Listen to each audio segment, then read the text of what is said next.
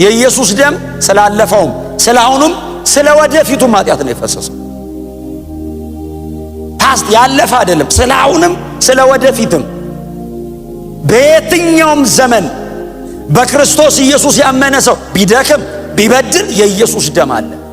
ጠበቃችን ኢየሱስ ነው። በድሉ እሚላ ዋስትና እየሰጧቸው አይደለም አይደል? እሱን አናወራም እዚህ ቤት። በሆነ አጋጣሚ ግን ሰው ቢበድል የኢየሱስ ደም አለ። ከሞተ ስራ ሕሊናን የሚቀድስ አንድ ቃል አለ። ሮሜ 8:1 በክርስቶስ ኢየሱስ ላሉ አሁን ኩነኔ የለባቸውም። የሚኮነን አለ ማለት ነው። የሚከሰስ ኮንደምኔሽን ውስጥ ያለ ጳውሎስ እንዲህ አለ፣ በክርስቶስ ኢየሱስ ላሉ ሲል የሮም ቅዱሳን እኛ ነን ሲሉ አሁን መቼ? አሁን ኩነኔ የለባቸውም። በእርሱ ያለ የሕይወት መንፈስ ከሞትና ከኃጢአት ሕግ ነፃ አውጥቶኛል። ጳውሎስ እንደሱ አለ፣ ነፃ ናችሁ።